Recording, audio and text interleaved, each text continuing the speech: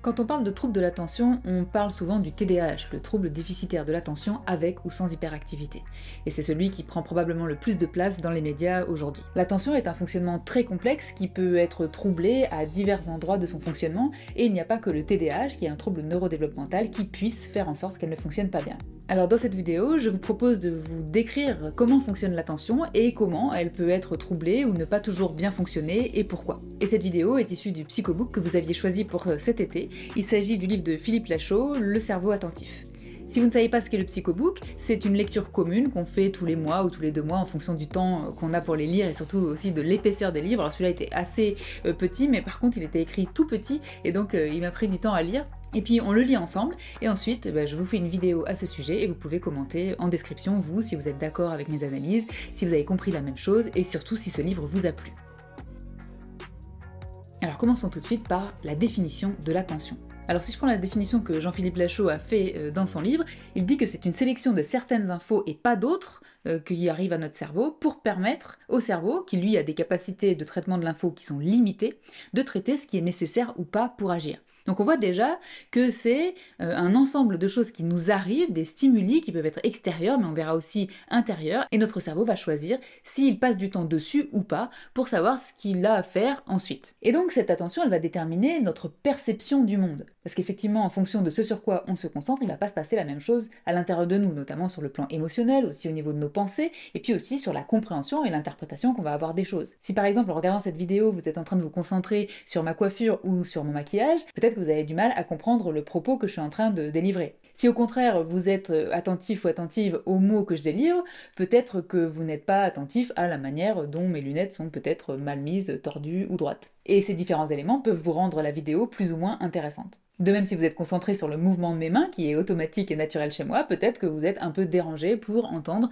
ce que je dis. Et c'est pourquoi souvent on dit que d'être capable d'orienter son attention sur tel ou tel élément de l'extérieur ou de l'intérieur va nous permettre de nous apaiser parfois, ou au contraire d'activer un certain nombre de choses, et par exemple des émotions. Et c'est quelque chose qu'on utilise beaucoup en thérapie, peut-être que vous avez déjà fait de l'hypnose, ou c'est typiquement quelque chose qu'on fait, d'essayer d'orienter l'attention sur des éléments choisis qui vont nous permettre d'aller mieux. Et puis par exemple dans les approches du traitement des psychotraumatismes, on va au contraire, après avoir travaillé un petit peu comme en hypnose à créer de la stabilisation émotionnelle, on va essayer d'orienter l'attention vers des éléments qui ont été traumatisants, mais pour essayer de les modifier. Donc cette question attentionnelle, c'est quelque chose qu'on utilise vraiment en psychothérapie. Avec ce que je viens de décrire, vous commencez à voir que ce sur quoi on se concentre va créer ce qu'on appelle un biais attentionnel. Ça veut dire qu'on va privilégier une partie des informations, puisque notre cerveau ne peut pas toutes les traiter, et on va analyser seulement une partie du monde. Ce biais attentionnel va nous faire avoir des pensées différentes sur les choses, les gens et le monde, et même sur nous-mêmes, et c'est aussi pourquoi on peut le travailler en thérapie, parce que parfois, ce biais attentionnel crée des douleurs internes, émotionnelles, qui font que on se dévalorise éventuellement, ou qu'on dévalorise les autres, ou qu'on a des problèmes relationnels, et si on peut changer ce biais attentionnel, parce qu'on ne peut pas l'enlever, on est obligé de garder ce biais, c'est biologique, mais on peut l'orienter pour faire en sorte de se sentir mieux, donc à nouveau, c'est quelque chose qui va être important en thérapie. Et puis il faut avoir en tête que cette question attentionnelle, c'est quelque chose de biologique. Ça veut dire que ça dépend de tout un tas de choses qui sont liées à des substances chimiques dans notre cerveau et qui sont pas toujours volontaires.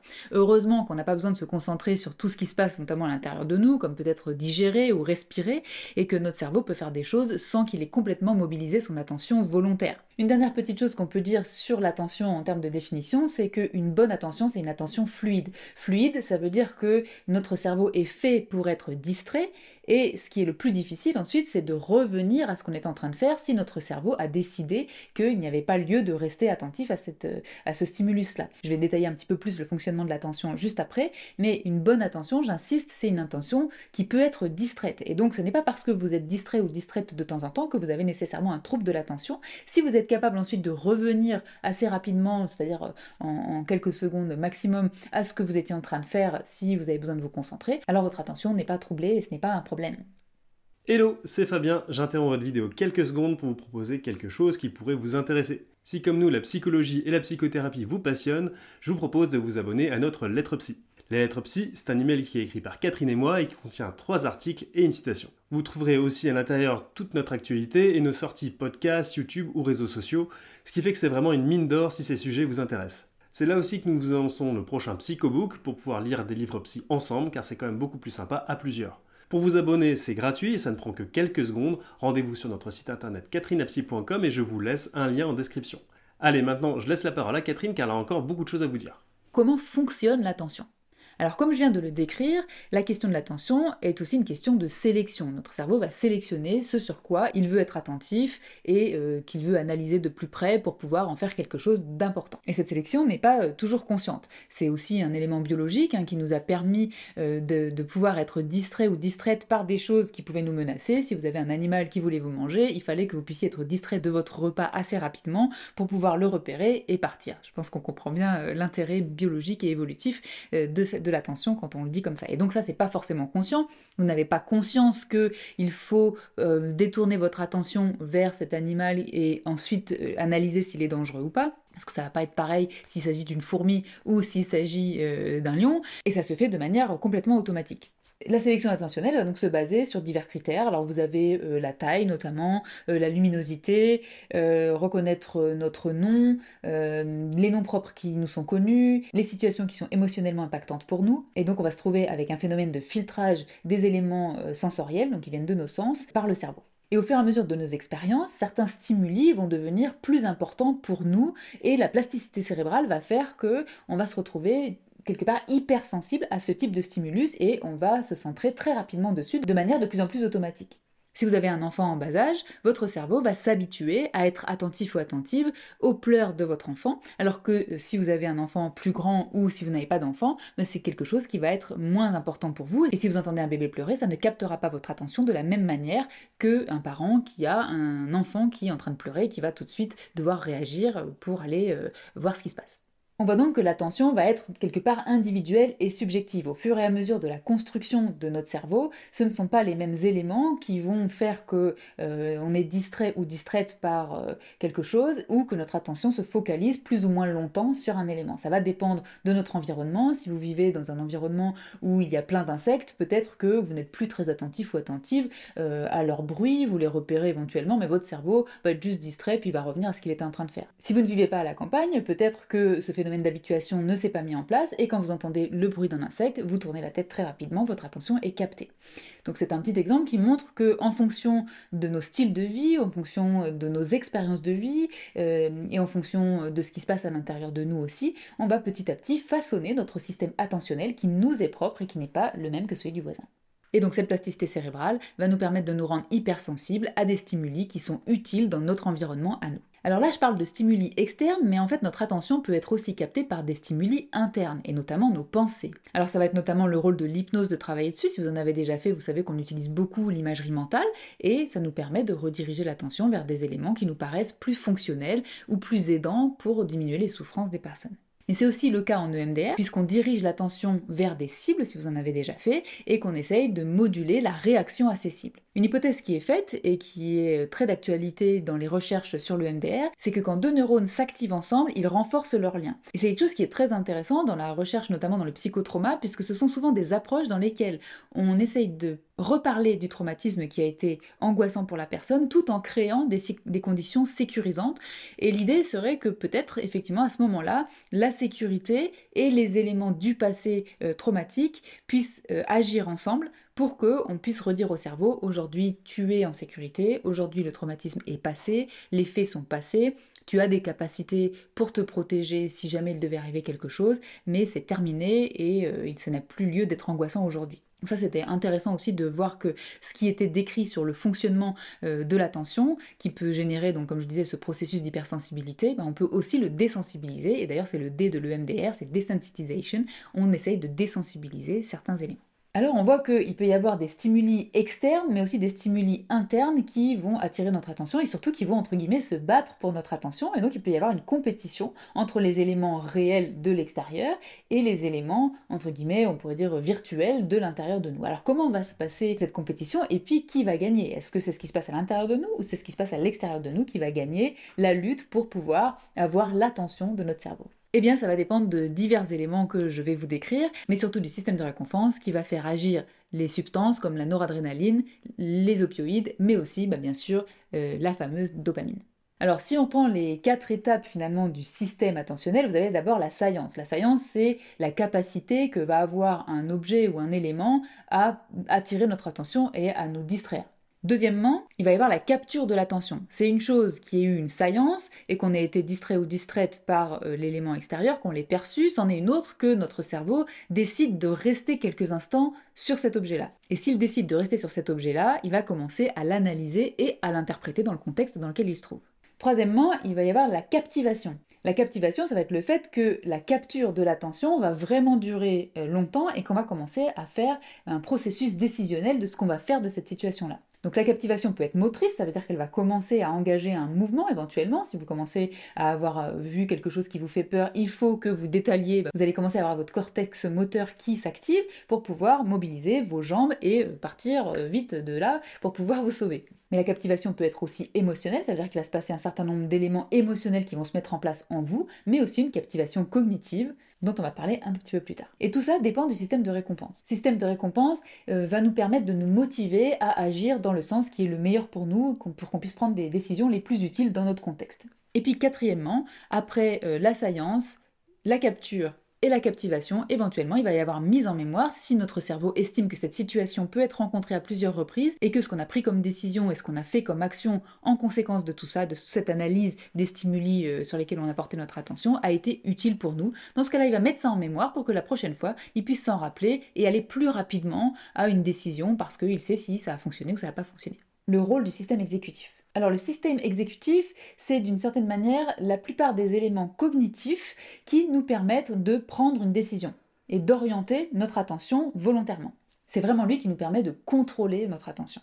Et c'est ça qui est généralement atteint, en tout cas dans les hypothèses qui sont faites aujourd'hui, dans ce qu'on appelle le TDAH, c'est-à-dire que ce n'est pas tant un problème de concentration, on sait que les personnes qui ont un TDAH sont capables de se concentrer dans certaines conditions, mais elles ont du mal à contrôler leur attention, c'est-à-dire de décider quand elles sont attentives et combien de temps. Alors le système exécutif, il permet d'adapter notre façon de réagir à l'environnement pour déterminer quel comportement adopter, et quel processus cognitif mettre en œuvre dans telle ou telle situation. Et ça, par exemple, si vous avez déjà passé des bilans neuropsy, des bilans cognitifs, là vous avez testé tout ce système exécutif pour savoir s'il y a des éléments qui fonctionnent ou qui ne fonctionnent pas dans ce système exécutif. Et c'est là qu'on peut se retrouver avec tout un tas de troubles attentionnels qui ne sont pas forcément du TDAH, c'est-à-dire qui ne sont pas neurodéveloppementaux, mais qui viendraient de certaines fonctions cognitives qui ne marcheraient plus très bien, qu'on peut parfois rééduquer grâce à la remédiation cognitive, mais qu'on peut aussi parfois travailler en psychothérapie parce qu'on sait que certaines psychopathologies vont atteindre le système exécutif et qu'en travaillant sur les psychopathologies, notamment le système de stress et puis les traumatismes, on peut faire en sorte que ce système exécutif reprenne ses capacités qu'il avait un petit peu perdues.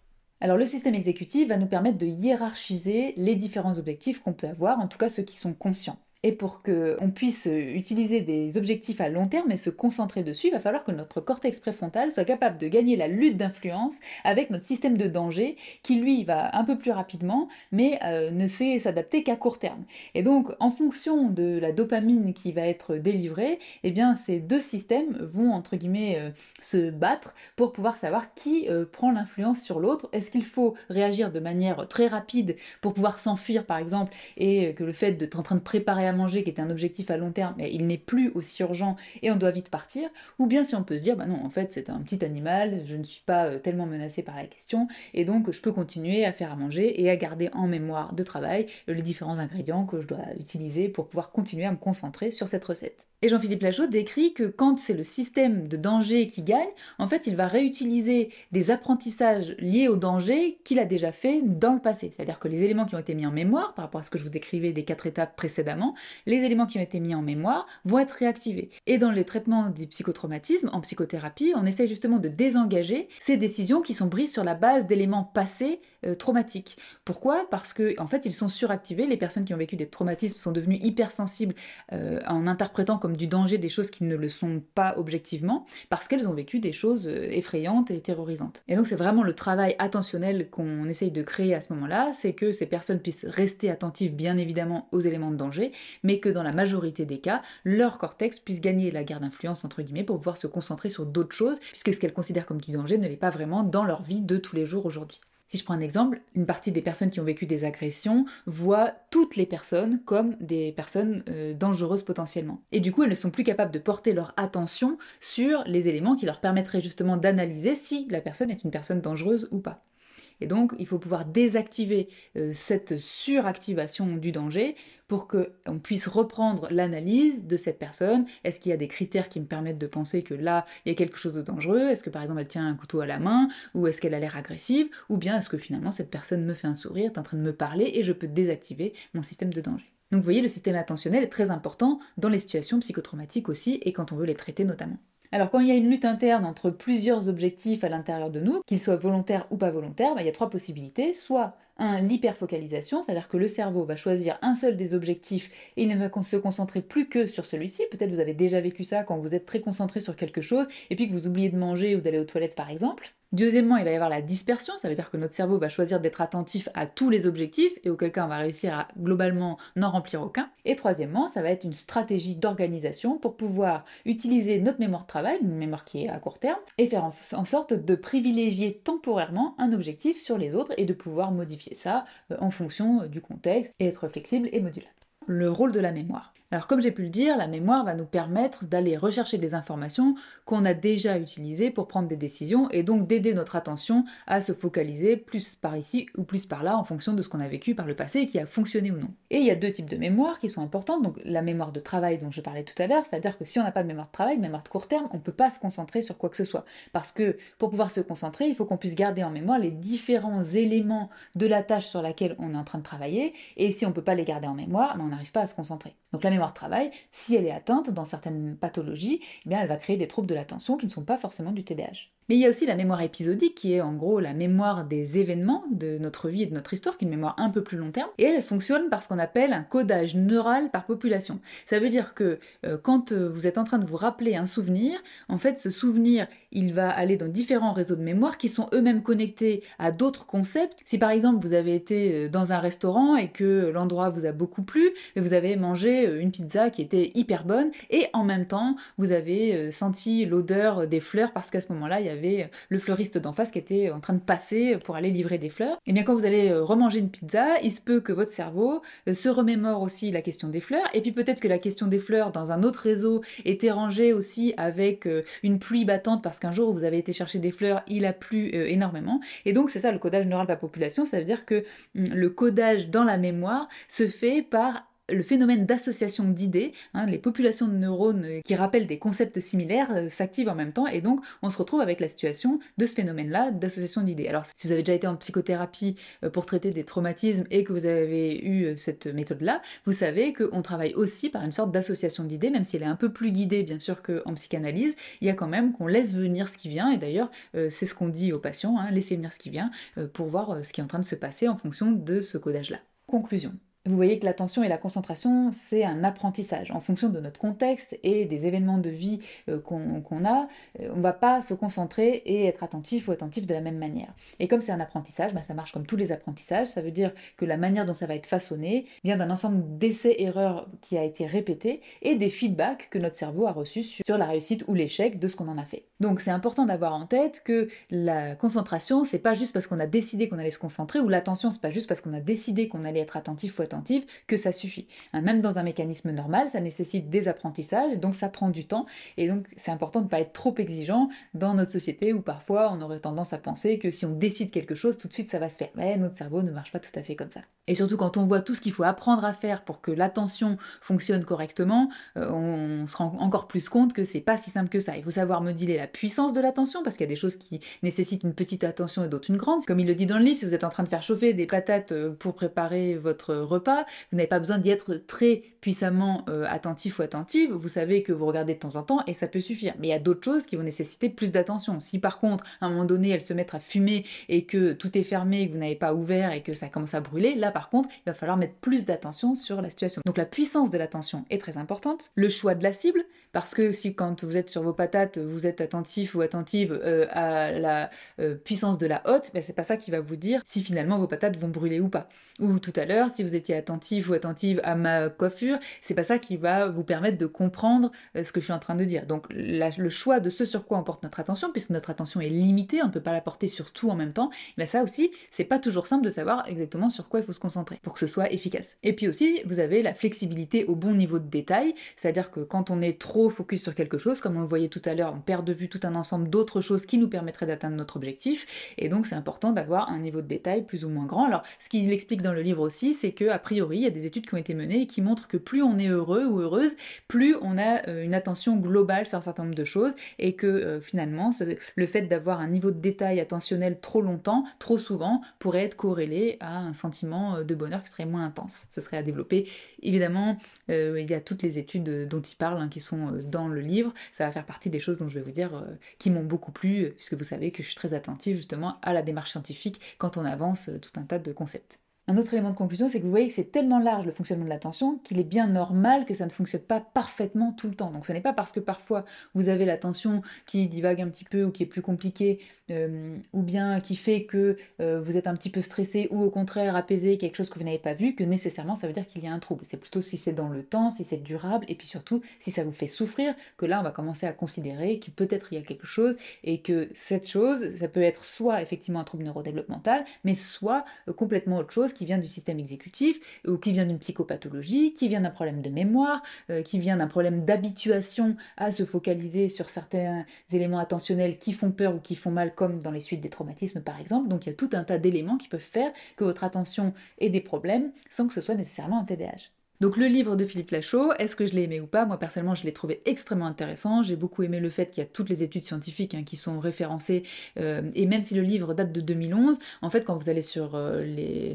PubMed notamment, vous tapez les études dont il est question, et en fait vous voyez toute l'actualisation qu'il y a eu aujourd'hui, puisque sur PubMed vous pouvez retrouver des études qui ont les mêmes thèmes ou qui citent les études en question, et donc vous voyez ce qui a été fait beaucoup plus récemment. Donc ça vraiment je trouve ça hyper important que dans un livre qui décrit des choses aussi techniques avec des concepts aussi importants en psychologie, qui est bien sûr les références qu'on puisse aller consulter. J'ai beaucoup aimé aussi le fait qu'il fait beaucoup de métaphores. C'est assez bien écrit. Parfois, les livres techniques sont justement très techniques et puis on s'endort un peu, on s'ennuie un peu.